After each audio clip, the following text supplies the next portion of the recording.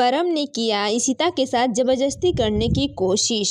रमन को आया गुस्सा। जी हाँ दोस्तों, एक तरफ जब इशिता अपने कमरे में रहती है, वो रमन को फ़ोन कर रही होती है, तभी अचानक से कोई शख्स आता है और इशिता के साथ जबरदस्ती करने की कोशिश करता है।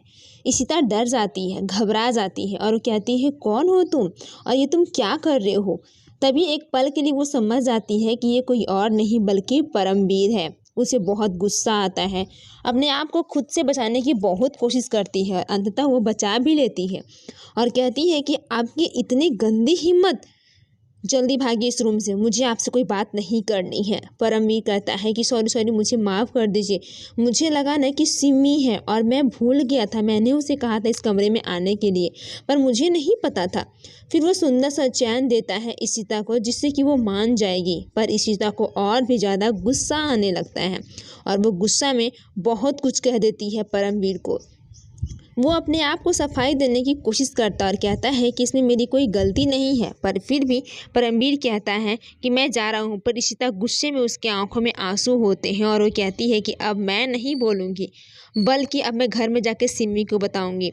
जब इशिता पहुँच जाती है सिमी और अपनी सासू माँ के पास ये चीज़ बात करने के लिए परमवीर के बारे में, तो वो ये बात से इनकार कर देती हैं और कहती हैं कि मैंने ही उनसे कहा था कि वो कमरे में जाकर मैंने कपड़े रखे थे, शायद वो मुझे समझ के आपको पकड़ ले होंगे।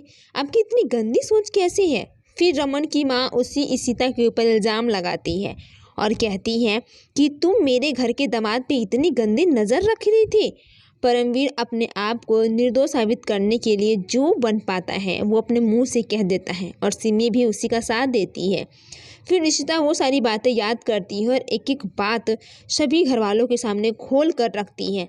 सभी के चेहरे देखने लायक होते हैं, पर एक पल के लिए परमवीर कुछ ऐसा वर्ड बोलता है जिससे सभी घर वाले परमवीर के ऊपर शक नहीं करते और कहते हैं कि इस घर की बेटी बहू की इतनी गंदी नज़र कि वो मेरे दामाद के बारे में इतना बुरा भला कहेंगे।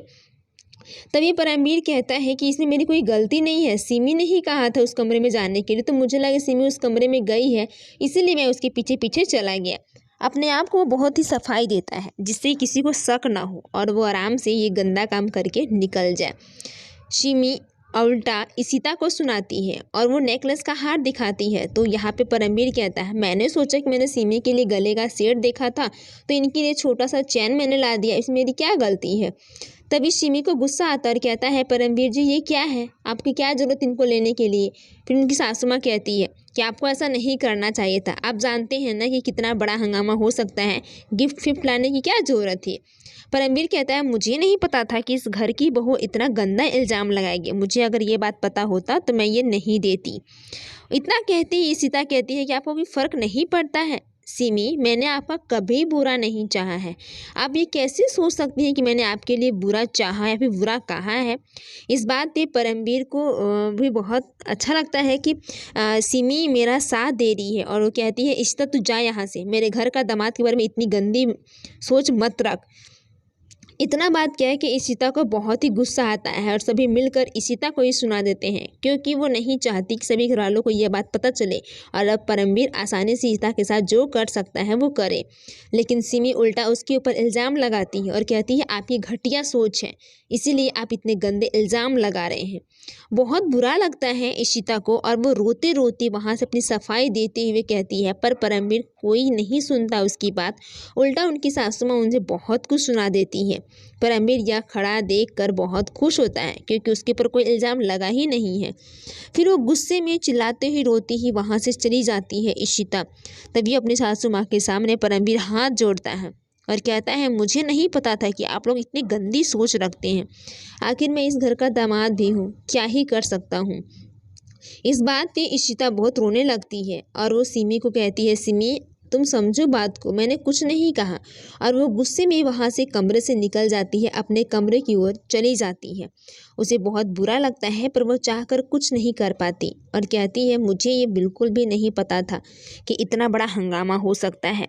इसी बीच इशिता सिमी की आंखों में आंसू होते हैं और वो अपने पति के लिए किसी के बारे में गलत नहीं सोच सकती है, क्योंकि वो नहीं चाहती कि परमवीर उसको फिर से छोड़ दें और बहुत बड़ा बखेड़ा हो सके। परमवीर अपने आप के जाल से बचाने के लिए अपनी सासू माँ को मुहरा लगाता है और सिमी के माथे पे हाथ धर के कहता है, मैं सिमी की कसम खाता हूँ, मैंने पराई लड़की पे कभी नहीं देखा है। सिमी कहती है, देखा ना माँ, अगर ऐसा लगता है तो मैं जा रही हूँ। दूसरी तरफ रमन बहुत परेशान है। शगुन का फ़ोन आता है, पता चलता है कि आदित्य का बहुत ज़्यादा तबीयत खराब है और उसे डॉक्टर के पास लेके जाना है। शगुन दोनों और इधर बहुत ज़्यादा गुस्सा कर जाते हैं। रमन कहता है, ये से कैसे हो गया, मैं रुको, मैं अभी डॉक्टर को लेके आता हूँ। रमन बहुत परेशान रहता है और पहुंच जाता है डॉक्टर के पास लेने के लिए।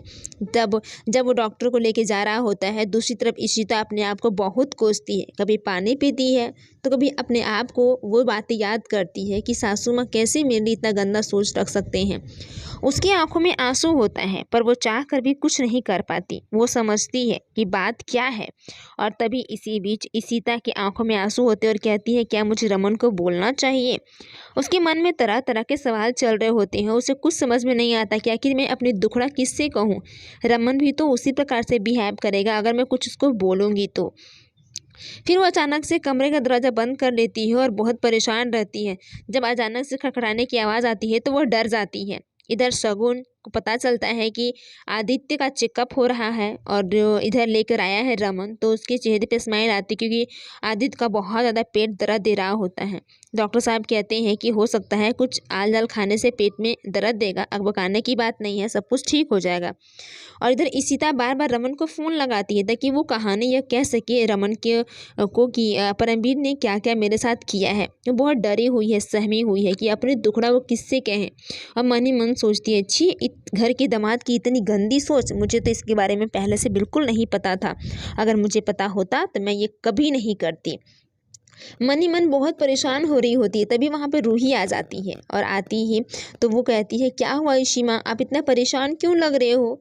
आप मैंने ना मुझे लगा मुझे आपके साथ सोना चाहिए। इशिता को उसका टच बहुत अच्छा फील हो रहा होता है क्योंकि वो उसे माँ मानती है और उसकी हर बात वो मानती है। उसे बहुत अच्छा लगता है कि इसी माँ ही मेरी माँ बनी है। और वो कहती है, इशिमा मुझे आपके साथ सोना है। दोनों मिलकर बहुत ही अच्छे से कंपनी देते हैं और दोनों सो जाते हैं। पर इशिता के मन में वो सारे सवाल चल रहे होते और कहती है कि बेटा आप सो जा, पापा आ जाएंगे, पापा जरूरी मीटिंग में गए हुए हैं।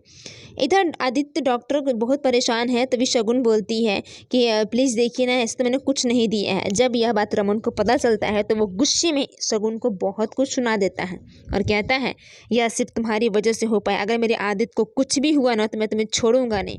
वो तुम्हारा पति आशिक पता नहीं क्या पी के लौट रहा है नीचे, उसे जरा सी फिक्र नहीं है आदित्य की। और कहती हो कि तू उनसे प्यार करता है सिर्फ पैसों के लिए। शगुन अपने आप को बहुत कोसती है और वहीं पर बैठ जाती है। डॉक्टर साहब कहते हैं कि उसका रात भर बहुत ख्याल रखना होगा। रमन कहता है कि मैं उसके साथ ही हूँ, मैं उसे कहीं नहीं जाने दूंगा। इतना कहकर रमन वहीं बेड पर बैठ जाता है और शगुन को ताने सुनाना शुरू कर देता है। फिर अचानक से इशिता परेशान तो वो कहता है कि इशिता का फ़ोन आया था, मैं बात कर लेता हूँ वो क्या कर रही है। जब रमन इशिता को फ़ोन लगाता है तो कहती है, तुम ठीक हो और सब कुछ कैसा है, ठीक है? तो यहाँ दोनों बात करते हैं। इशिता कहती है कि हाँ सब ठीक है। वो मन ही मन सोचती है कि क्या मुझे रमन को बता देना चाहिए परमवीर के बारे में, और वो बहुत टेंशन में होती है। शगुन वहीं दूर बैठी यह सब ड्रामा देख रही होती है। लेकिन इशिता जब रमन को कुछ बताने वाली होती है तो मन में सोचती है कि मुझे टच बताना चाहिए, लेकिन वो बता नहीं पाती। और वो याद करती है कि अगर मैंने रमन को यह बात बता दी तो वो बहुत गुस्से में हो जाएंगे, फिर दोनों में बहुत ज़्यादा बात बिगड़ जाएगी जिससे कि हंगामा भी हो सकता है। वहीं आगे वाले एपिसोड में सासू माँ रमन यानी इशिता के ऊपर गंदा इल्ज़ाम लगाती हुई कहती है कि तुम्हारी वजह से मेरे दोनों में दरारें आ ही गई। आपको क्या लगता है, क्या सच में इशिता ने रमन को बता दिया होगा? देखने के लिए वीडियो को लाइक कर लें। जियो प्लस हॉटस्टार पे अवेलेबल है ये वीडियो, वहाँ भी देख सकते हैं। धन्यवाद। चैनल को सब्सक्राइब कर